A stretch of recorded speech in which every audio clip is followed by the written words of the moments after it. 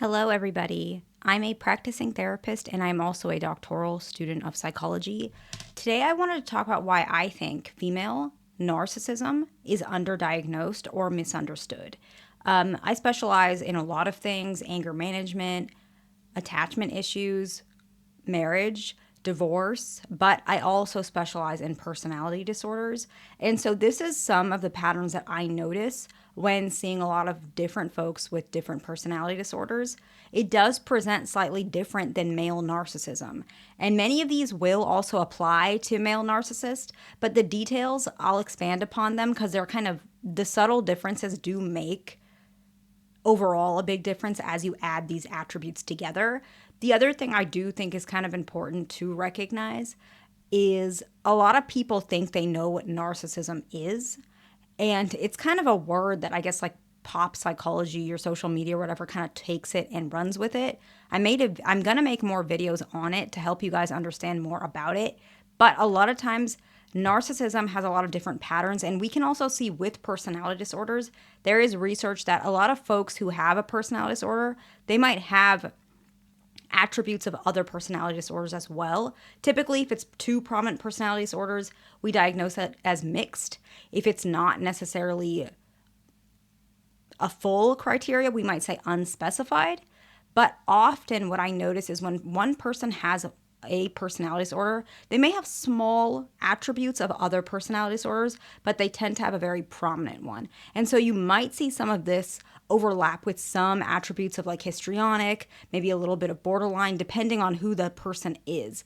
But most of all, we're going to talk about the narcissistic presenting individuals, someone who is diagnosed with NPD is kind of what we call it, right? And so the very first aspect that I see with women who are actually narcissists, but they are underdiagnosed or they got diagnosed recently or it's hard for them to be diagnosed because of this, is they have a very specific view of the world that does not often fit in reality. Now, of course, male narcissists have this as well, but the difference is male narcissists are very loud about it, is the best way to put it. Like they're very they speak on it continuously, and it's very obvious that there's something a little bit odd about their view of the world. Like if a male narcissist says that he believes that one day he's going to be the president and he's also going to, fly on the moon or whatever it is, and he believes that he's unique and he's the most intelligent and he has this rare perspective, and he's always telling these stories about this, that is very obvious. But female narcissists don't sit, around like a campfire and tell all her stories about how, she has a specific view, and she doesn't seem that abnormal in that way. A lot of people with a male narcissist, there are some people who are very innocent and they might fall for that male narcissist speaking about their very specific view because it's so abstract and unique. But female narcissists do not do that. What they do is something else. And I'm going to give an example. It's the same trait, but it just presents differently. Let's just say we have a female narcissist and she doesn't want to work. And she believes it's because she has like a back pain or finger cramp. So she believes she has like a special, unique inability.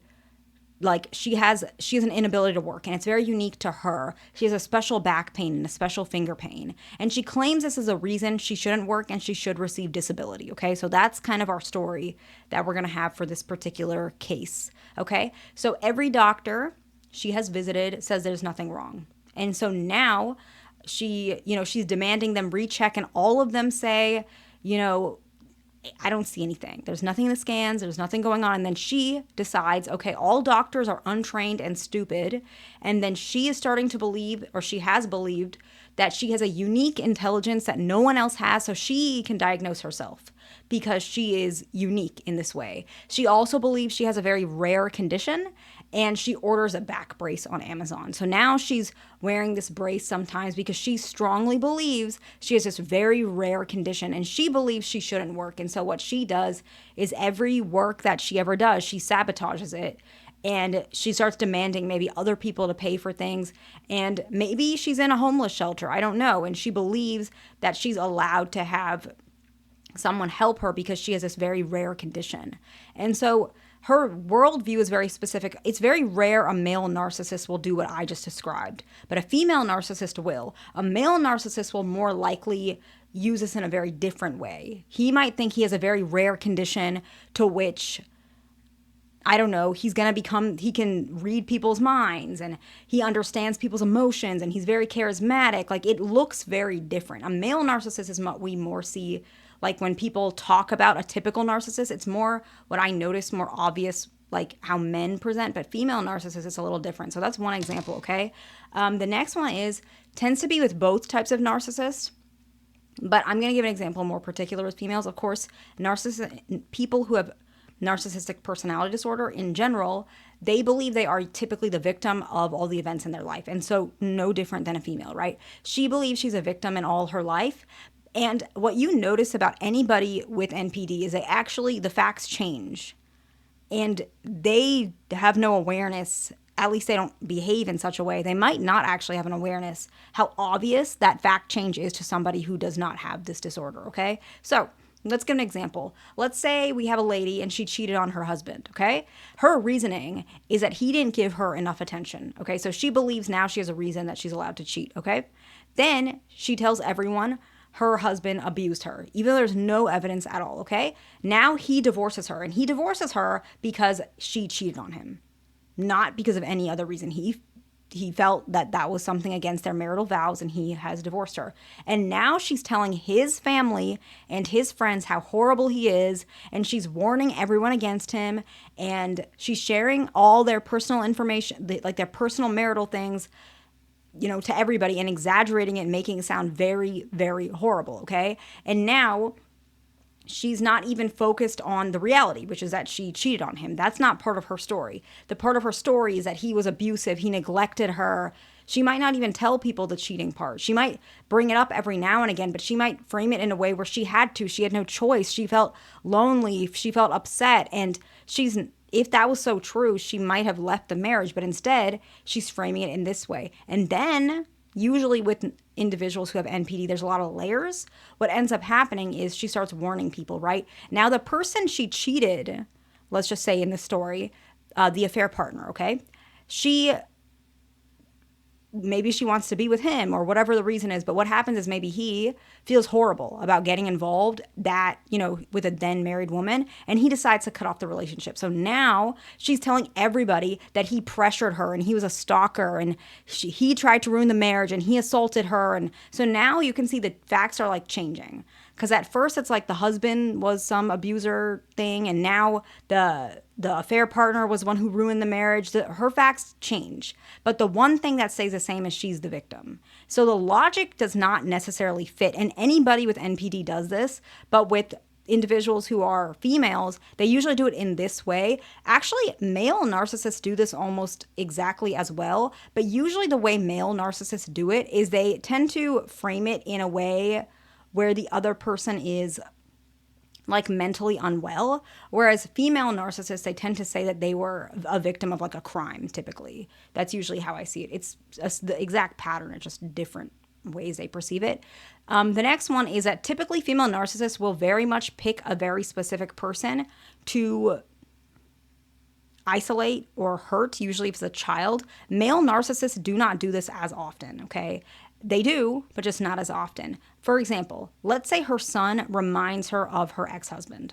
So she feels like she has the right to treat her son how she wishes she could treat her ex-husband. Male narcissists don't tend to do this because they don't correlate that pattern as much. They might still do it, but they don't tend to.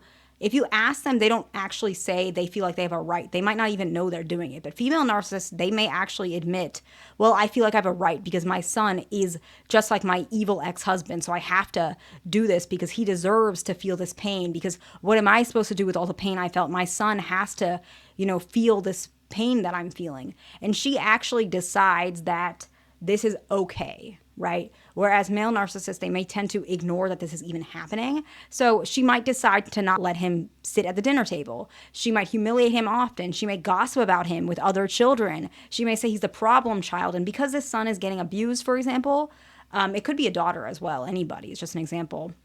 This child is getting abused or, neglected, being subjected to mistreatment, this child is acting out. This is, of course, what's going to happen. That's how it works psychologically. Typically, the child's going to act out because their body and their perspective knows this is not normal, but they don't know how to translate it because they are a young child. And so now she's telling everyone, this is evidence that my son is evil because look at how he's acting. One day my son even threw a pencil at me. He's abusive, just like my ex-husband. Everyone run away from him. Maybe I should, I don't want to be that mother to put my son in jail, but maybe I should, that type of thing, right? And so this poor child is now being subjected to something they didn't even cause. And the ex-husband likely didn't even do some of these behaviors as well. Maybe, but what happens is female narcissists, more particularly, they take something and blow it out way out of proportion. And that can be very scary for anyone involved, okay? The next one is many people believe NPD comes with excessive control, but what I notice is female narcissists with this particular diagnosis does not have this characteristic nearly as prominent. They can be controlling towards their children, but they're not often as controlling in their marriages. Whereas male narcissists tend to be extremely controlling. Female narcissists, not as much. They tend to be more manipulative, but that would be controlling in a different sense. So what I mean controlling, I mean physically controlling, okay? The next one is female narcissists, much more particularly, are very envious, but they deny it.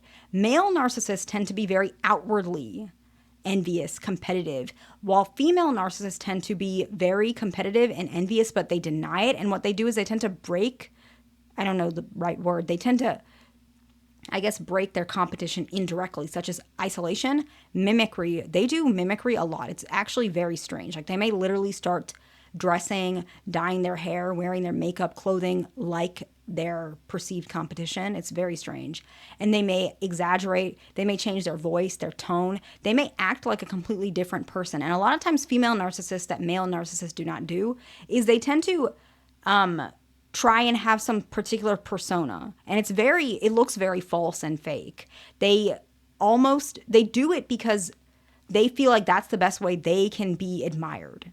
Male narcissists don't do this as often, and I think some of them do, but I don't really think I've ever seen it, at least to this level, where a female narcissist might say, okay, I want to be a housewife. Let's say that's her dream. Nothing wrong with that, by the way. But it's not genuine. Her reason to want to be a housewife is not because she's thinking, okay, this is good so I can raise my children and support my husband by cleaning the house. Like that's a genuine reason to want to be a housewife, right?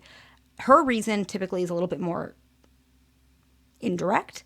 Usually she thinks that if she's a housewife, that makes her the most feminine, most beautiful. It means that she can get money without working for it. It means that if he divorces her, then she can point the finger at him. Like subconsciously, these are what she calculates in comparison to a regular person who might just want that for simply that reason. Female narcissists typically do that. They take a persona, and so she might start dressing very exaggerated. I'm not trying to make fun of anyone, but I am genuine. I have seen this where it's almost silly, where they are dressing like 1950s, like wearing like those little bonnets. I'm not trying to be mean. I'm so serious. I'm almost trying not to laugh because I've actually seen stuff like this, like legitimately like a bonnet and like one of those Amish type dresses. And I'm not judging Amish people. I just don't know what it's called. And talking like almost literally like that time. Like nowadays, we have a different type of pattern in the United States. In the 1950s, 60s, 1930s even, they had like different patterns in their speech. So she's copying like the patterns of speech back then. It's very odd. And I don't really think I've ever seen a male narcissist do that. And so this might be all over the place. Most of my videos I just give you my thoughts. I know that makes a lot of you guys really mad and upset that my videos are not structured. I don't do this because I'm trying to necessarily make money. I have my own job. I do this because I like it. So if you don't like the pattern of how I make videos, I would just suggest not watch. It's not going to change anytime soon. It might one day, but I'm not going to make any guarantees. So then important notes is a lot of these traits, most of them need to be long-standing, typically inflexible, and they cause significant impairment or distress. NPD cannot be diagnosed in children or adolescents unless these traits are clearly persistent, but I personally, and it's not a part of normal development, but I never diagnose personality disorders before the age of 18. I just will not. Some people do. I won't do it.